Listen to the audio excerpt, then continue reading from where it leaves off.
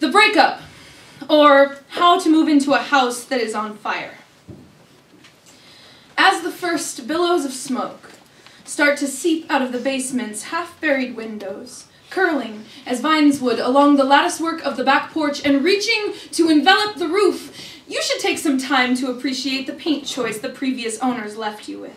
Admire the handiwork of shingle on shingle, the delicate gingerbread that disguises the gutters. Arch your neck back to take in the turrets and bay windows. Think of how lucky you are to be making your home here, in this beautiful house that is being consumed by flames. Climb the front steps, reach for the door, whether or not its metal knob might cook your flesh, and walk in. Hang the curtains you sewed yourself by hand in the front room that you hope will be your office, the wallpaper browning with the rising heat. Then close the door behind you as you leave them to ignite, your mind busy daydreaming about the desk and typewriter that will go perfectly in that space, the opus you will write there if you could just get the furniture delivered before the whole thing burns down. Shelve each book you own right as the wood beneath it begins to smolder. Then walk out of the library the way you'll wish you could remember it. Before the flutter of soot and half-eaten pages, it would have been the most beautiful place to hide.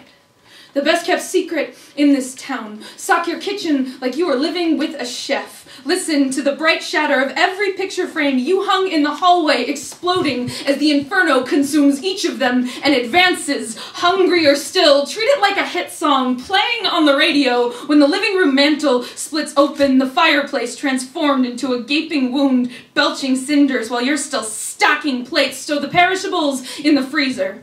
Wonder if they'll last, or be consumed like the rest of this. Pretend that you will pluck them from the earth when this is over and eat as an emperor in the ruins of his doomed capital. Don't bother unpacking your clothes. You will never really be at home here. The floorboards are all pitch and buckle in your bedroom. The plaster walls are crumbling behind licking curtains of flame, and this is when you should throw your arms around your suitcases and cower.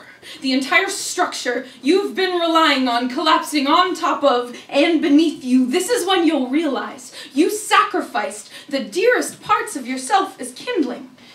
And all it did was make the inevitable burn hotter as it all goes black. Maybe you pray you've not been outfitting a funeral pyre. Just another place to crawl out of.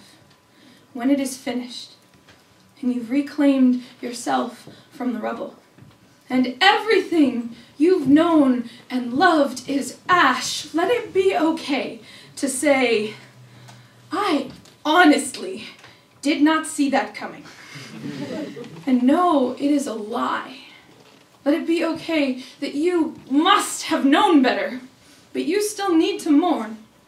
Forgive yourself for thinking, I really wanted that to work. I really thought it could.